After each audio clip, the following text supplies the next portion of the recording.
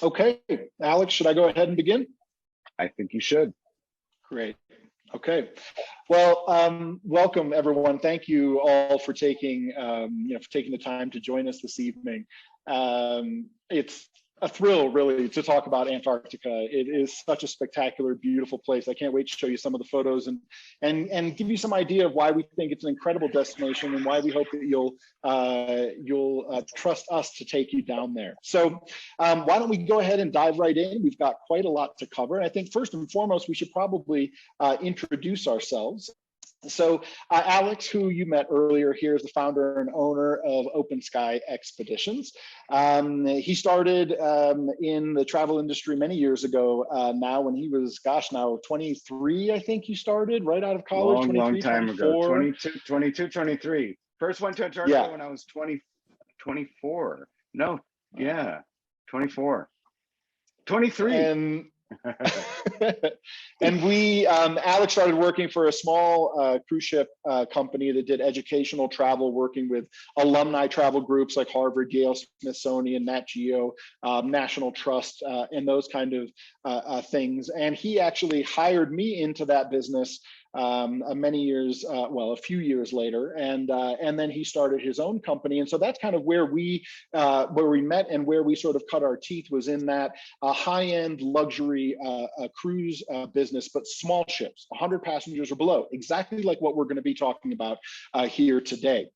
So when Alex started Open Sky Expeditions, I came on board shortly after he had started it, and he had really done a focus on photography tours, which we both had a passion for. I had sort of learned and grown as a tour manager, as a cruise director. I was put in charge of a ship of 130 people and had all these experiences traveling the world, and fell in love with photography and shot more and more and more. In fact, the first place that I ever had a camera and the first group trip that I ever went on was in 2008, early 2008, was actually here in Ecuador, in the Galapagos. And I fell in love with photography here, and I'm thrilled to be back here. I'm leading a trip starting, well, tonight. People are coming in later tonight. Tomorrow we're in Quito and going off to the islands tomorrow. So I'm a senior tour manager and photo instructor with Open Sky, and it's been my pleasure to be with them and with Alex for several years. I design trips, I run trips, and help in various aspects of the company. So now that you know a little bit about Open Sky, let's talk about how we're going to break down the evening this evening. So first, I want to talk a little bit about why Antarctica. You know, you've probably heard a lot about Antarctica. For some people, I think it is a completely bizarre destination. People don't understand why you might want to go there. I think once you have been, the idea that someone wouldn't want to go to Antarctica is mind-boggling, because it's just incredible. So we'll talk a little bit about why Antarctica. Some of you are probably coming in knowing that you want to go. Some of you may just be wondering, you know, I've heard about it. I'd like to learn a little bit more. I don't really understand why it's so popular and why so many people want to go. So hopefully we can clarify some of that for you. The second section is we're going to talk about why we hope and think that you should travel with us to Antarctica, what we bring to the table, and why we think we make your experience a better one of visiting such a spectacular location. And then finally, at the end, very briefly, we're just going to talk about sort of what an average day in Antarctica looks like. You know, I think some people don't, if you haven't done expedition travel before, you might not be familiar with exactly how it works. So we'll kind of go over, you know, what a basic day looks like and what you can expect on a day-to-day basis moving down. Now, I'm not going to dive into super details for a lot of things, the itinerary and what have you. We have a chance to answer those questions. We're at your disposal, both at the end of this presentation for questions, but also following up. Also, the links that you received about an hour ago, I know we sent out some information. There are websites that have all the information you could ever want, along with brochures that go through all the details as well. So those are, you can avail yourselves of those. But again, feel free to reach out to us. We'll be happy to answer any questions you might have. So first, let's talk about why Antarctica. And I'm smiling because, again, there's almost, I almost wish I could go back to wondering why you would go to Antarctica, not because it's getting tiring by any means, but just because the revelation of what an incredible place it is, that first time that you go, it really is something spectacular. So let's talk a little bit about, I think, what expectations are, right? When most people, I think of Antarctica, this is what they imagine. They imagine these windswept, icy, freezing cold, featureless sort of ice shelves, March of the Penguins type things that we have seen. And while that is true to a certain extent of Antarctica, as we look at the map here in Antarctica, what you're really seeing is primarily this area right over here. Now, there are some topographical features, particularly if you look down towards the south. I'm not sure if you can see my mouse here, just above the Ross Ice Shelf.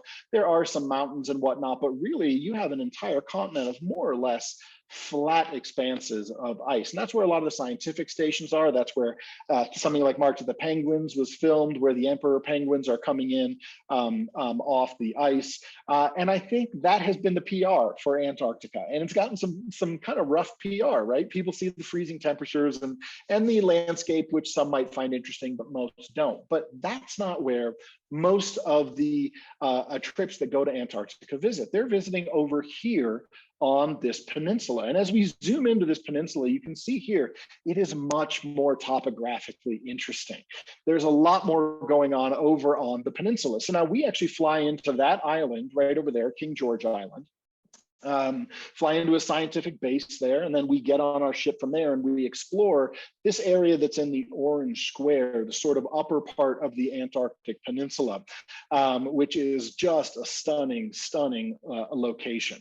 Now, as we look at sort of well, in this case, the southern tip of South America and the northernmost tip of the Antarctic Peninsula, one of the reasons why it's such a popular destination is quite obvious and easy. It's simply the distance, right? It's the closest point from South America, from either Punta Arenas in Chile, where we fly from, or from Ushuaia in southern Argentina, where most of the boats that do the Drake Passage, that cross the Drake Passage, they go. And of course, that water is serious water, and you want to get over it in as short a time as possible. So the distance, of course, makes the archipelago, or excuse me, the peninsula quite attractive. However, there's another big reason here. And I think it's something that a lot of people don't really realize is, you have the Andes Mountain that run down the spine of South America. And of course, they plunge into the oceans down in the Chilean fjords and the fjords on the very southern tip of Argentina, and they go down. But look at that formation that you can see here, this loop that is coming out all the way around. Occasionally, it comes back up above the surface and you get islands like South Georgia. But these are the extension of the Andes. The Andes go down in that loop all the way, come back around, and then they emerge back out of the ocean at the Antarctic Peninsula. And so you have these incredible mountains plunging into the oceans, and the relative distance between them is really quite something. I was reminded recently, I was in the Rockies, and you're in the Rockies and you see these 14,000 foot peaks, which are incredible, but you're viewing them from 8,000 feet or 10,000 feet. So the relative distance really isn't all that high. But here, when you see the mountains there, you're seeing them from sea level. And so the scale and the size of Antarctica is really something just immense and incredible. It really is a sight to behold. And I think knowing that this is the Antarctica that we visit, not the flat expanses of ice, that's really important. And I think it's a big reason why they choose to go there. Of course, distance being the other big one, but we have this incredible landscape there that is quite different from what I think the average person sort of thinks about. Excuse me. Now, Alex and I have been to over 130 countries. In fact, probably more than that, 150 plus countries, I would say. We've led tours in 50 more countries, between 50 and 60 countries, and we've led tours on all 7 continents. And I can tell you, without question, Antarctica is the most spectacular place we've ever been. It is the most awe-inducing place we've ever been. Now, if you asked either of us what our favorite place is, we wouldn't be able to tell you. because favorite is different necessarily. There is no favorite place there. It depends on really what you want to see. I have a ton of favorite places, but without question, the most spectacular, impressive, in the truest sense of the word, making an impression, impressive place is Antarctica, and it's not even really close for me, frankly. And I think you'll see why. Now, I think one of the big things, of course, as we roll through some photos here, the wildlife, right? We have to start with the wildlife in Antarctica. You have incredible species, whale feeding, 3 or 4 different kinds of penguins that you would see, and you get to see them up close. All sorts of pelagic birds like these blue-eyed shag, Antarctic terns, cormorants. You have a lot of the various species of albatross that are there, leopard seal, Weddell seals, crab-eater seals. So there's mammal life there as well. And of course, the whales, dolphins, cetaceans, that sort of thing. Occasionally you get lucky with breaching whales. I mean, the wildlife really is quite spectacular. And one of the nice things, of course, is that it has not been hunted there in quite some time now. And so for the most part, they are very familiar and unafraid. You can be quite close to them. We have to keep our distance, but if they come close to us, we can just sit there and enjoy it.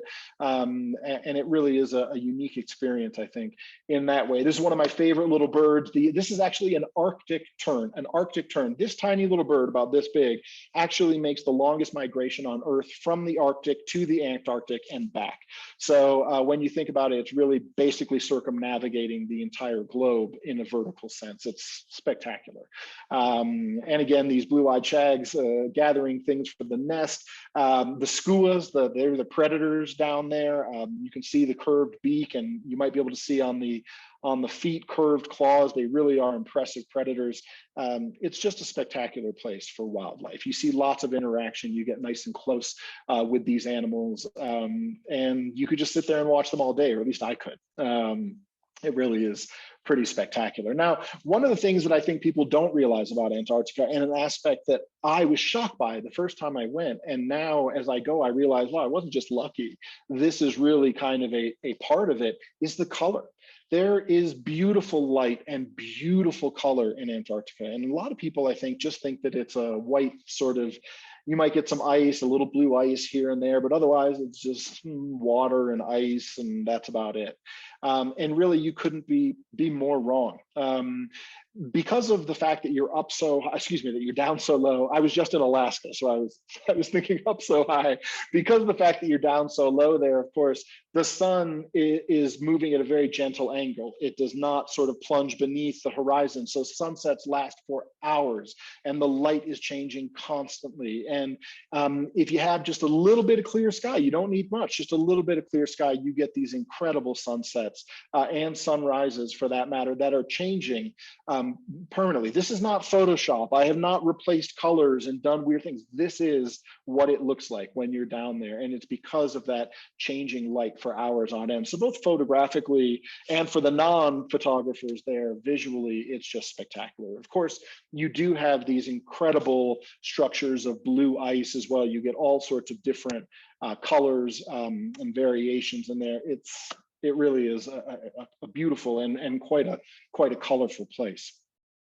Now, one of the things that does interest people, of course, is some of the human contact. And you don't see much of it down there. It's one of the things I like, is that it's mostly unconquered by humans. But you do see the old whaling bases, some old scientific, historic science stations, or the emergency shelters that were put up when someone got stranded somewhere. And there is a very deep, rich polar history, exploration history there. Of course, they recently found Shackleton's vessel, the Endurance, down there again. So there is a rich history of exploration, which they have a polar expert on board who will kind of go through a lot of that stuff with us. But for those who are interested, there is that aspect there. It's not just landscapes, spectacular though they are. It's not just wildlife. You do have a human element down there as well.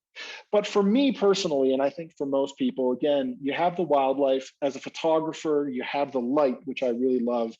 but it's the landscapes and the scale of Antarctica that I just find mind-blowing. I mean, it really is such an impressive place to be, and it's all around you. It's all around you.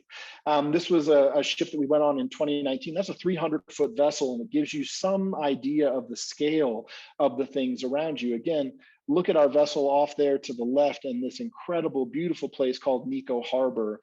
And I think one of the things that is most impressive about Antarctica, is the scale of it. And it's one of the things that's most difficult to capture in camera. You see these two little penguins in this massive hill that they are sliding down and have to walk back up, but look at the distance, look at the scale in the background. And keep in mind, down here, that little zodiac is a zodiac with 10 or 12 people in it.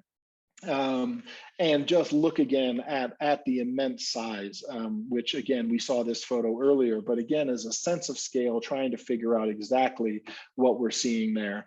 It really is quite impressive. And here is the ship that we hope that you will join us on, the Magellan Explorer. Again, that's a 300-foot vessel. It is not right up against the cliffs. It is some way closer to us, which means it looks even bigger relative to the background, and it feels dwarfed even there. So again, you're just seeing a scale which is really quite impressive. Now, this is a video, don't worry, this is not just a weird photo that I threw in, but I wanted to show you that, again, this is kind of all around us. This was our first or second morning waking up on the, on the most recent trip that we did in 2021. Hey guys, we're here on the first morning of the Open Sky Expeditions Antarctica trip. Made our way through the Gerlache Strait after arriving a day early yesterday. Coming in through a small little field of icebergs. Look at this, some massive birds out there. Forgive my video work. I may be a decent photographer, but not a great videographer. To show you just the incredible landscape and scenery here. Antarctica truly is an absolute wonder, and on such a spectacular day like this, even more so. Hard to truly capture the scale and beauty of the place from a little video. So I think I'll stop it there. I think that gives you an idea again of look at the beautiful weather. You can have beautiful weather down there. It's not cold. You can be out and about. We'll talk a little bit more about that, but also that scale, that beauty is all around you. It is all around you. And that goes on for days. So it's not just one location. It's not just here, there. It's really everywhere around you. And of course, we were on the big ship. We were still underway. Once you get on the Zodiacs and you get out there a little closer, you get really up close and personal with it. And I think that's it's an immense privilege and something that I know both Alex and I kind of fallen in love with. And we hope you will too. So I hope that justifies why Antarctica. I mean, you know, if you had something different in your mind, or if you knew that that's what you were going to see, I hope it sort of whets your appetite a little bit and hopefully encourages you to explore the idea of coming, because it really will. It truly, in a way, it will change you. I really do believe that it's a destination that does change people.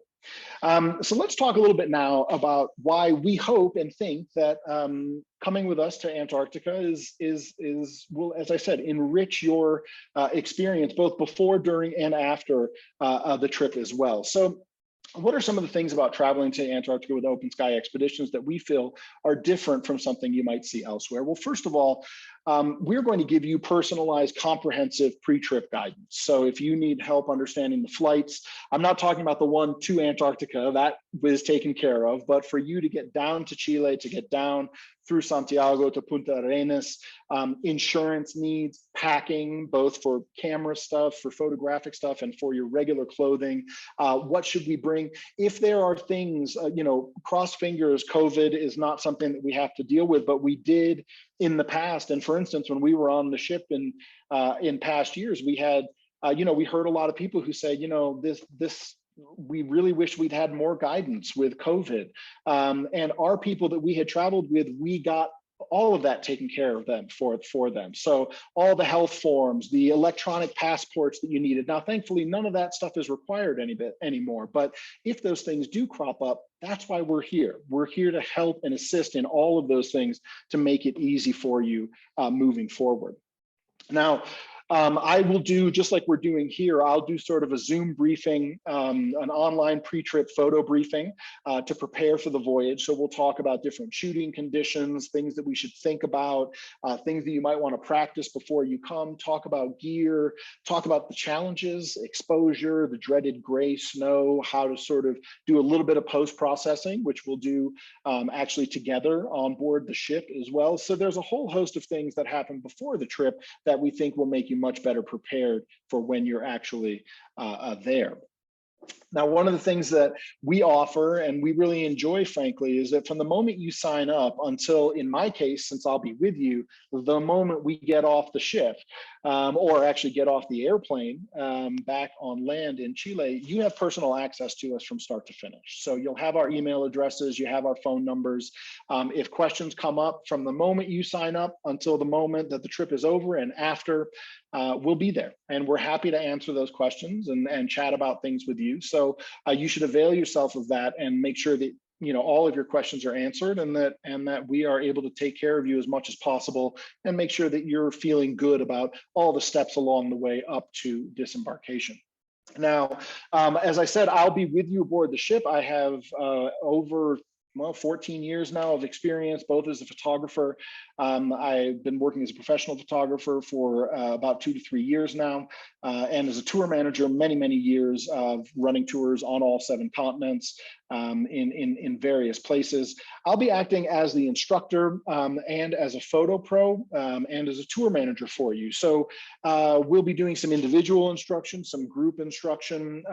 I kind of like to feel out what groups. Some people really like instruction, some people don't. Some people like it in groups, some people prefer it individually. So we'll kind of play that by ear, but I'll be there with you, helping you to take better photographs and understanding what issues you may be having and helping you to solve those. I will also be acting as a tour manager, which means aboard ship, you'll have an advocate, somebody who will be there for any problems that might come up, but also advocating for our group as a whole. So I can work with the shipboard staff to, for instance, get us into locations where we can have our private briefings, where we can go over photos, where we can have a screen so that we can do some image reviews or some simple post-processing. When we go out on zodiac rides, for instance, right? Photographers like a little different pace and maybe some different locations than non-photographers would. And so I'll work with the ship staff to make sure that we can get photography only zodiacs with zodiac drivers that are likely going to be photographers themselves. And if not, they've worked with photographers many times before, they understand light, and we'll be able to work with them to get the best shots possible. So you've got somebody on board who is really advocating for you and acting, of course, as a photo guide. Now, our group is relatively small. Our group within the greater ship would be probably 12 to 15, somewhere around there. But the ship itself is very small, maximum of 73 passengers, which might sound large, but in terms of cruise ships, that's tiny. And in terms of Antarctic ships, that's about as small as you're going to get without going fully private. And they have an excellent onboard expedition staff. Now, we're going to talk a little bit more about why small ships are really, really great, particularly in a place like Antarctica.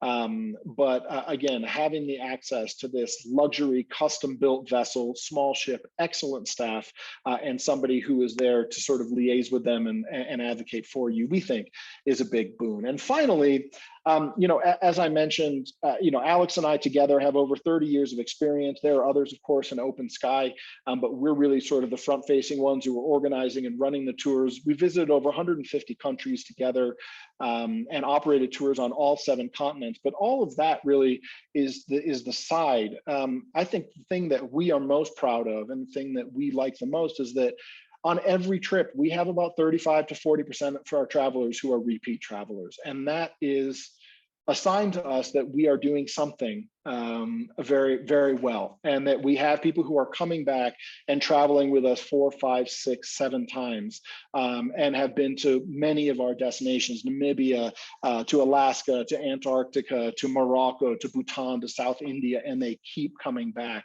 again and again. And that makes us, of course, extraordinarily happy and proud. And I wanted to share this a little bit. And of course, we have other little testimonials here and there, but this was from a traveler from 2021, Antarctica. And I wanted Alex to read it because there is a bit about me and it feels a little strange reading something nice about yourself. So I'll have Alex read it to you, but I think it captures a lot of the things that we love about Antarctica and that we think our travelers grasp as well. So I'll just read a little part of it. So Vicky wrote that we just want to say that the trip to Antarctica was beyond what we might have hoped for. I can tell you that the scenes still live on in us. Hard to describe how that happens, but the voyage to the 7th continent has found a permanent home in all of our beings. What an amazing immersive experience to be gliding through this wonderland in such comfort and luxury. It was unbelievable. As always, every detail was attended to. Our side adventures and guides were wonderful. We loved it all, but Antarctica was spectacular on an unimaginable scale. Tamu is the best. We would travel anywhere with you all. Really grateful to Vicky for that. And lovely to see all the other comments that have echoed similar sentiments. Yeah. I mean, again, Antarctica speaks for itself, but we do like to think that we can help you enjoy it and experience it in a way that makes it even better. So we appreciate that from Vicky and from others who have sent in things like that. And as much as we like to think that we are a big part of why you might want to go to Antarctica, we are also aware that that is probably not the case. Let's be real here, that the real reason that I think a lot of folks, in fact, many of you may have signed up, is because you know that if you come with us, you can fly across the Drake Passage. Now, I'm treating this a little bit as a joke or trying to be funny, but it is really an incredible blessing to not have to go across the Drake. Both Alex and I have been across the Drake before, and sometimes you get lucky and you get a nice, relatively flat Drake. But if you don't, you're in for a really rough ride. It is not very common that you get those flat seas. Most of the time, you're really going to be shaking around for 2 days there and 2 days on the way back. So let's talk a little bit about that. As you can see here on the left, this is what the Drake often looks like. It's not an exaggeration. This is where you have 3 oceans, the Southern, the Pacific, and the Atlantic, all sort of meeting in that area with various currents. It is windy, which causes big waves, of course, and it can be rough water. Now, as you can see here on the right, from Punta Arenas in southern Chile, where you would arrive into Punta Arenas and maybe you've done something like puma tracking or gone to Easter Island or done something else, which we'll talk about because we have those opportunities there. But once you get to Punta Arenas, we are there, I'm there, and I'm working with the local operators. We get you onto the flight, we gather as a group, we get our clothing, we get our boots, blah, blah, blah, blah, blah.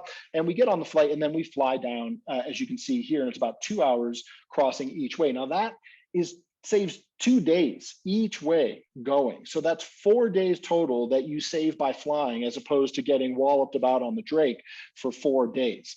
And it really is an excellent way to not have to experience that for those that don't want to, but also to save some time to do some other things as well, which we will talk about. The other thing I want to point out is that you may see other Antarctica trips that are doing the crossing, and you'll notice that the rates may be similar to ours or you, but you'll notice that they are advertising an 11-day trip or 10-day trip or something like that. Keep in mind that of that 10 or 11 days, 4 days of that is crossing the Drake. So you end up getting the same exact amount of time in Antarctica. You're just flying over as opposed to doing the Drake. So the planes that we use that are chartered, you can see here, we have much more information on the planes here. They're not tiny little planes by any means. These are not little tiny puddle jumpers, but they're not big jets either. We have some pretty detailed information for you for those that might want it on the actual type of aircraft that it is. They run these flights quite quite regularly during the season. You can see here us getting on our plane. It is, by the way, in case you were wondering, yes, it is painted like a penguin because it kind of has to be. If you're going to fly to Antarctica, you have to paint your plane like a penguin. Here's us getting on actually at the end of our program to go back.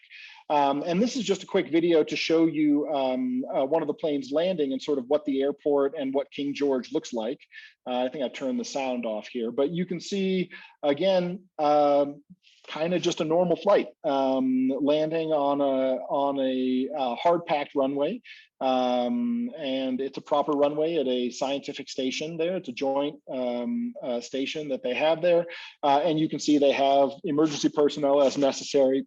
Pardon me, just like a normal airport would, they have the facilities there to take care of us. So that is the flight. Now, I did mention that the flight saves you some time, and I just wanted to point out that we do offer extra sort of, I don't want to call them add-ons, but side trips, extensions that you can do both out to Easter Island, which is all the way here, also now called, more commonly referred to as Rapa Nui, which is the non-European name for it.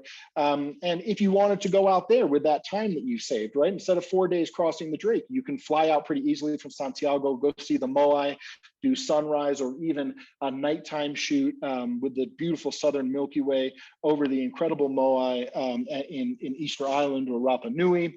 You are also pretty well located to the fjords and the incredible and incomparable Torre National Park. If you have never heard of it or never seen it, it is absolutely stunning. And you can see Punta Arenas down there where we get on the ship, is down there all the way at the southern end of the map there. And Torres del Paine is right up here at the top.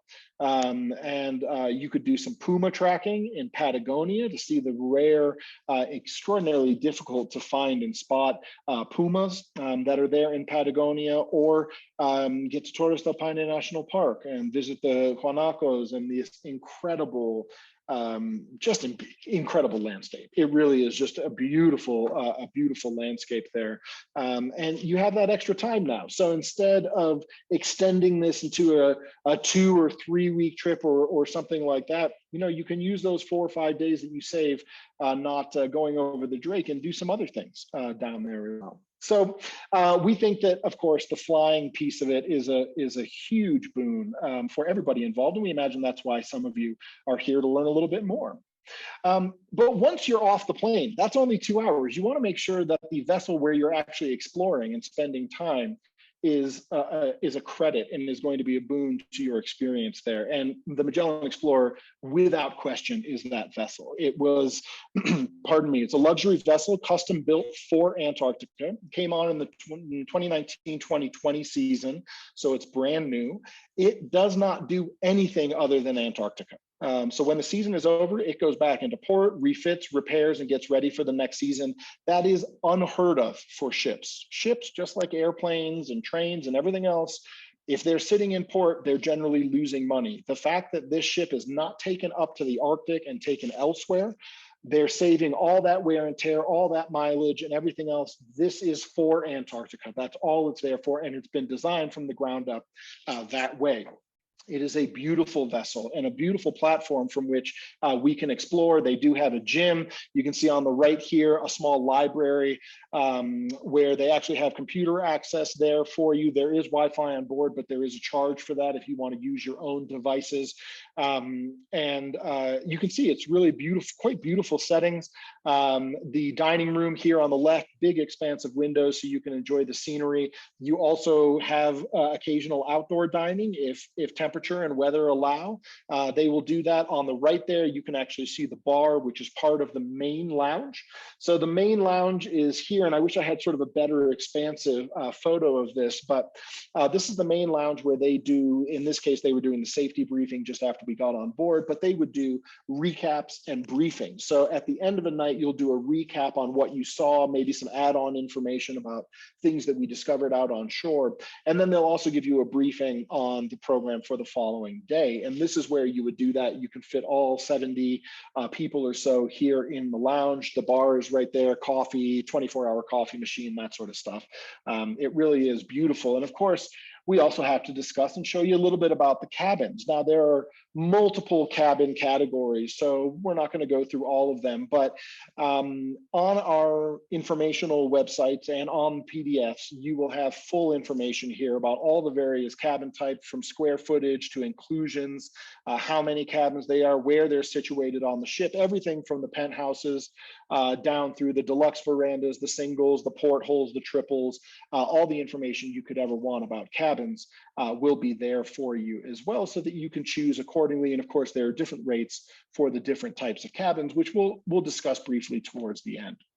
Now, I know this may not seem like a small ship for many of you, but this is really a small ship, and there are some huge advantages particular to Antarctica that are great for a small ship. Number one, 73 max travelers, right? So that's with every single berth filled. So normally, you know, you could go out with between 55 and 70 people. So you have a very small number of people that are there with you. This is not a even 250 person vessel, or God forbid, 1,000 person or 5,000 person monster cruise ship. These are small expedition vessels. It means that the crew to guest ratio is pretty close to 1-to-1. You get spectacular service, excellent service. There's always somebody there to help you. And aside from the ship's crew, you also have the entire expedition staff. So hydrologists, ornithologists, cetacean experts, marine mammal experts, pelagic bird experts, geologists, people who are there. On land, they are there to sort of provide interpretation and give you guidance and answer questions, but they're also driving the zodiacs and giving us information on the zodiacs, and they give us recappings at the end of the day of things that we might have seen, like, hey, that whale, that pod of whales that we saw, let me tell you a little bit more about that species and how they're different down here than they are elsewhere. Or we might see something from polar history and exploration, and we'll learn a little bit more about that person or persons and kind of the history there. So you really have a ton of folks that are there on an almost one-to-one basis. Now, particular to Antarctica, Antarctica is very unusual in that I think it's the only place in the world that is governed wholly by international treaty. And that treaty is really enforced in many ways by the tour operators who are most often down there. So you have the government bases that are shared bases and whatnot, or they could be specific to one country or another, but those are mostly inland. Out here on the peninsula, really the International Association of Antarctic Tour Operators, called IATO, they're really the governing body, and they are a strict governing body. They do not allow companies to break rules and bend rules. And what that means is that there are certain sites where ships who have 250 people can go, but other sites where a ship that has 100 or less, only ships like that are allowed there. Or you might be only able to disembark a certain number of people in a certain place at a certain time. And by having a smaller number of people and a smaller ship, we have access to more sites.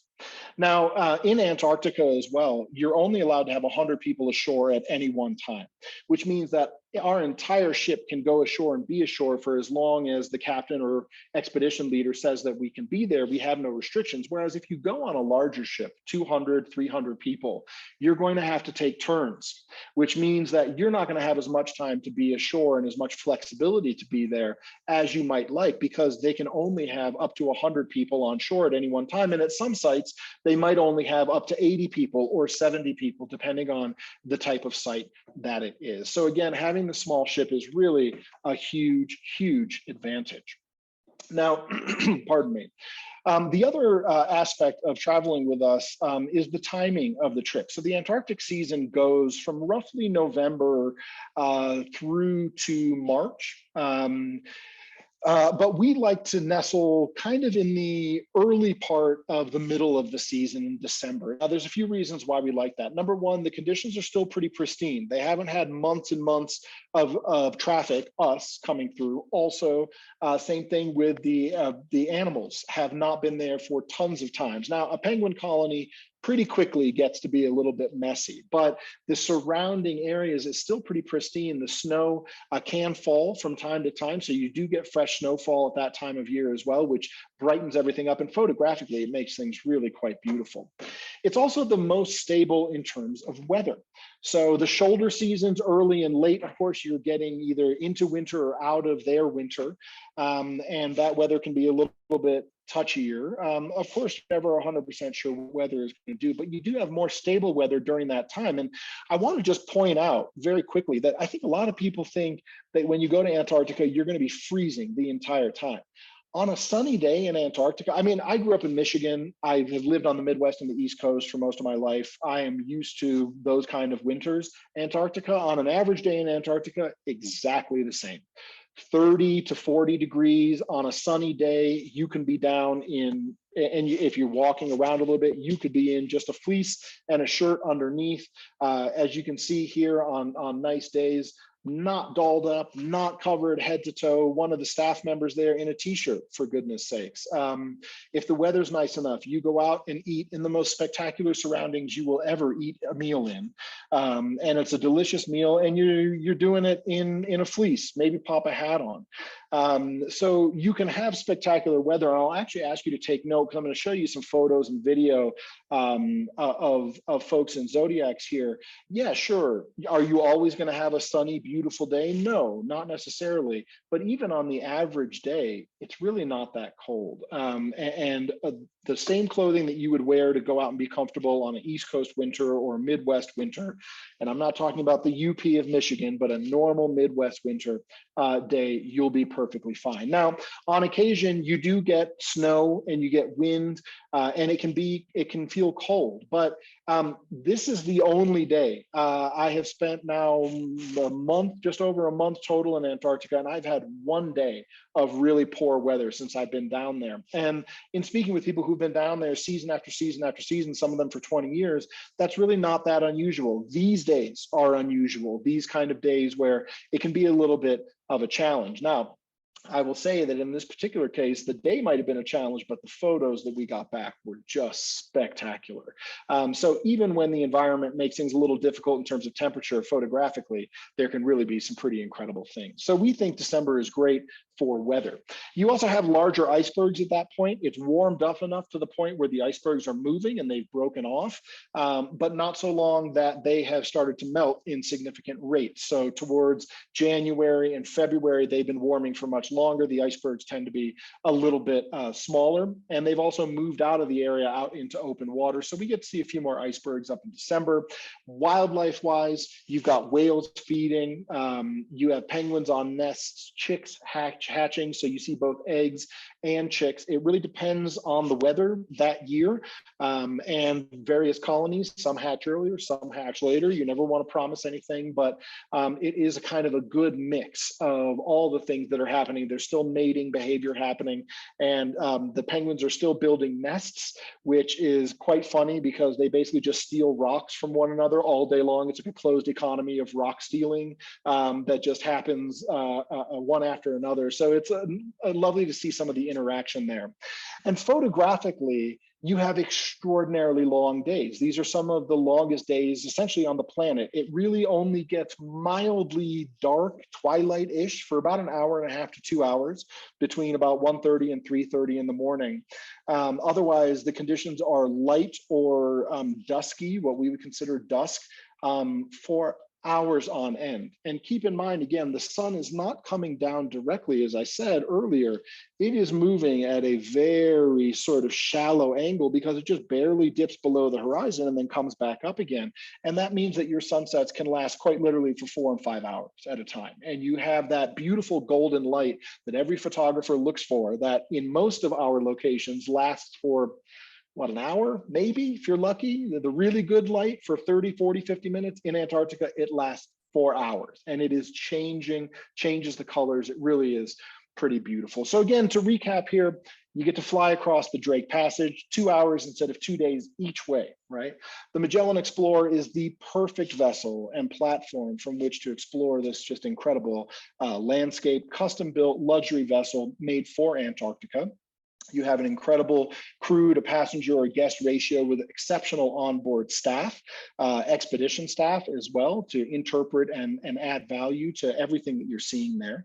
The ideal timing, of course, in December with the conditions, the weather, I'm talking about the photo conditions, the weather, the wildlife, really is quite spectacular. And again, we're there with you from start to finish, from booking through disembarkation, helping with anything you might need. And I personally will be with you on board the ship to act as your photo instructor and tour manager. So you have somebody with you there in case anything should come up. I can advocate on your behalf and happy to do so. So those are the reasons why we think traveling with us is a great plan and a good idea for all of you, and how we think that we bring things to the table that other companies are not necessarily going to do. Now, finally, I wanted to just go over quickly what an average day in Antarctica sort of looks like.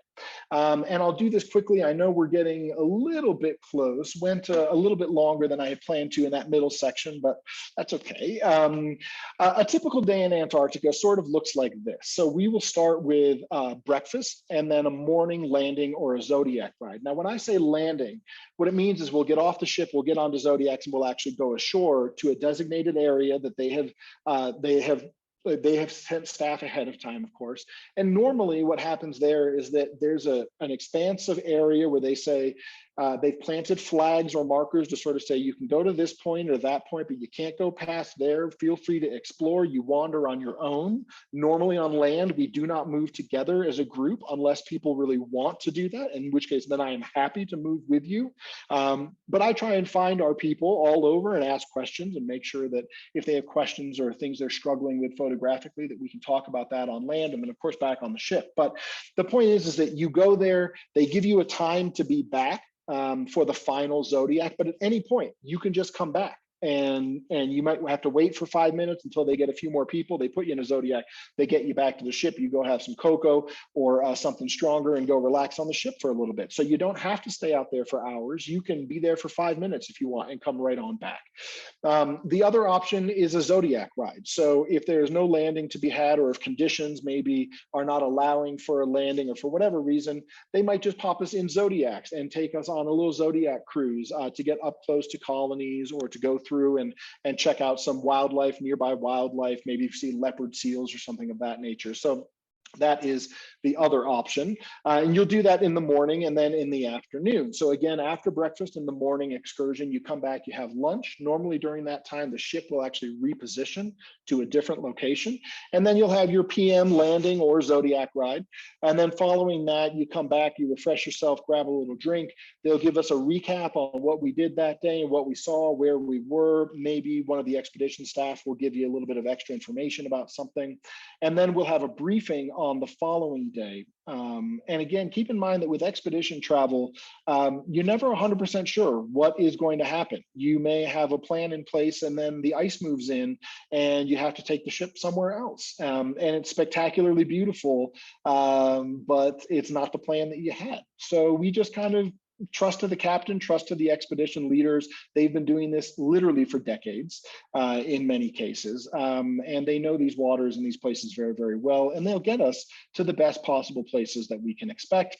After the recap and briefing, we would have dinner. And then of course, after dinner, the show still goes on. And we'll talk about that in just one moment. But I wanted to show you, for those who may not be familiar here, I'm going to turn down the volume here, what a zodiac looks like and what sort of coming in and off. I don't actually have loading and unloading, but you can sort of see the platform and see what it looks like. So here you can see we are on the Zodiacs just leaving the ship. That's our driver there. She was one of the scientists, a hydrologist. She was studying water. You can see there, that is our loading platform. Inside that area of the ship is a big mud room where you can put on and store your boots and your Zodiac life jacket. You can see those red Zodiac life jackets. So they give us those for safety going back and forth. Look at how calm the water is. Perfectly flat, perfectly smooth. That's not unusual. That is often the way that it is. These are military grade zodiacs that we are using. So it just gives you an idea of kind of what going out to a landing. Oh, there's a penguin jumping in the water, porpoising, they call it, porpoising penguin.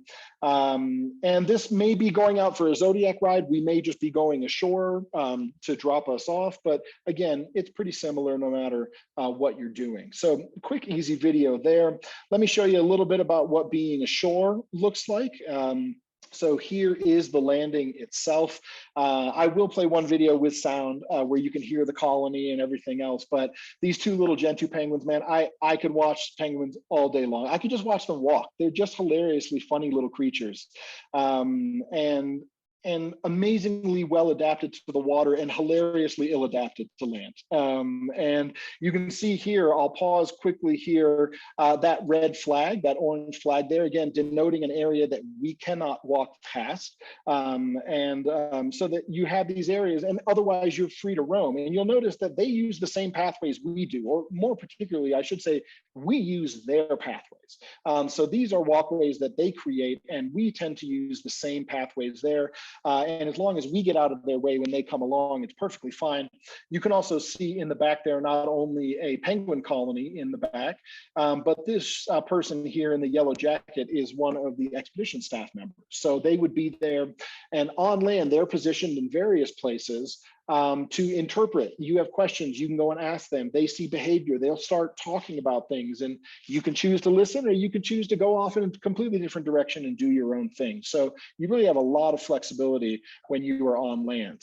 I think I want to keep the volume up for this little guy here. This is a Gentoo penguin coming up from a colony in Nico Harbor.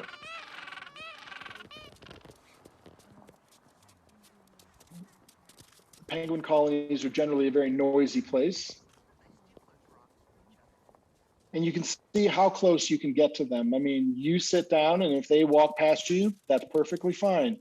And of course, there are rules about being close to the actual nests, but here you can see some of the photographers and another little guy coming up as well. It really just is, it's an immense privilege. It truly is just an immense privilege to see these animals in their location and to get to experience this. It really is something pretty spectacular. We might do some shooting from zodiacs, right? So here's just a real quick video of shooting from the zodiac. So this is probably on a zodiac ride. We didn't do a landing here. And we see penguins all around us. And again, look at the landscape, just stunning landscapes. Just a short video to show you, again, you may be doing this from the zodiac itself. One of the other really fun things that they do, oopsies, pardon me, I'm going to get the volume lower down there, is they have science research that they're doing. Again, this is the hydrologist on board who is collecting samples, and you can go out and volunteer and be a part of those sort of science collection points, basically, and even do counting at colonies and sort of do citizen science. So they give you an opportunity to do a plethora of things that are really fun photographically and just sort of experientially. Super fun to be out there. And the last one, this is the second to last one here, just look at the conditions on these Zodiac cruises. I mean, look at the landscape, look at the water, these little bergy bits, they do call them bergy bits that you're going through. And just this incredible experience on such a beautiful day. You know, even if you're not going ashore, you're getting great information, as you can hear in the background there. Look at the people also, the way they're dressed, hands out, barely any hats, everyone's comfortable. And there's our ship, of course, there in the background. And then finally, I just wanted to show you here again, coming back. Now, this is on a day with a little bit of snow. Whoops, let me turn the volume down there. You can see the snow, but conditions perfectly fine. Again, people not all bundled up, shooting in bare hands. And this is coming back to the ship here. And what I really wanted to just show you, I'm going to skip forward here, is that our getting back to the ship is pretty much the exact same as getting off the ship. So you come up to the platform here. They have boxes on board the Zodiacs that you climb up onto one step, onto the box, which is only about like this, not a big step. Then you climb onto the edge of the Zodiac, and then you get right onto the ship. There are people behind you and in front of you helping you to get on and off. Very simple, very easy. They've really designed this ship perfectly for that. And of course, the staff know what they're doing, so they can make sure that they're helping you appropriately. Now, again, once you come back from your afternoon excursion, you have dinner, but the show isn't quite over yet. You have these spectacular sunsets to look forward to. And if you're a little bit fortunate and you have just a little bit break in the clouds here and there, you don't need much, you are treated to some spectacular change in color for the course of many hours. And so, the day ends for a lot of people at dinner. On a nice evening for photographers, the day can be ending a little bit later than that, because this sunset just keeps going until pretty much as late as you want to be up shooting. And the changing colors really are something to behold. So that about does it for me, folks. And I hope that gives you an idea of why Antarctica, why we think it's a spectacular destination, why we hope you would consider coming with us and joining us there, and also what a day in Antarctica sort of looks like. Now, I'm sure you're going to have a ton of questions, and I will pop up this next slide here about rates, but I'm going to turn that over to Alex. I'm going to stay here and answer any questions you might have, but Alex is really much more involved and has more of the information that you might have about deposits or what have you. And I want to thank you all again for taking the time to be with us this evening. We really appreciate it, and we hope you found it valuable and helped you to understand a little bit more about why this is just such an incredible experience. So with that, I'll turn it over to Alex. Awesome, Temu. Thank you so much for taking the time. Temu is literally like an hour or two from receiving our group heading to the Galapagos, and it was the only night that we could make it as I was away. But anyhow, this slide is pretty self-explanatory. You can find the full details on the brochure and what all the inclusions are, which are pretty comprehensive. But just to give you a sense of what the costs are, they vary depending on the cabin type. One of the distinctive things about the Magellan Explorer, as opposed to many other ships, is that the vast majority of cabins have verandas or balconies. So pretty much every category that you see here, except for the portholes, has an outdoor seating area. But these are the rates. And they are going up next season. This is pretty standard with pretty much all Antarctica trips as I've seen them. But one thing is that this is the same rate for every cabin that everyone else that you'd be on board with would be paying, and they're not getting any of the extras that Temu pointed out, like all the personalized comprehensive pre-trip guidance, Temu there with them in all the capacities that he's helping, the briefing that we give, et cetera, et cetera, et cetera. And also, I think our knowledge about Chile. I actually grew up in Chile for 7 years, have been taking people there since 2004. And so as he mentioned, with the time saved, we can cook up some pretty special things down there. So, yep, again, those are the rates. And we are here for questions, not only right now, but really anytime. Please email me or email both of us. And just right now, for everyone that's currently on the call, if you have any questions, if you want to unmute yourself, raise your hand, whatever you would prefer, or put anything into a chat, we are more than happy to answer. So I'll just give a few seconds to see if anything pops up on the screen. Is anyone there? Did we answer all your questions? Wow, I did talk a lot. That is just terribly, terribly impressive. Well, if you think of anything, like I said, don't hesitate to email. I really, like Temu said, we've both traveled to many, many places, and picking out a favorite is a difficult thing because every place has its particulars. But there's nowhere else on the earth that I've been as amazed by it. And it really is a true privilege. I'm super excited that in all these recent years, I've been able to get back there after going many years ago, a couple of times. And see, I'm definitely not in Antarctica. I don't know if you can hear that siren. I wish I were back in the city. It's a real true privilege. And after considering all the different ways to get down there, this one I think is particularly special. And people really love Temu. So you guys will enjoy it there. So thank you very much. Yeah, feel free to email us questions. And I think that's it for tonight. Okay. Thank you very much, everyone. We appreciate your time. All right. Thank you. Thank you all. Take care. Hope you Take make care. it to Antarctica. Take care. Bye-bye.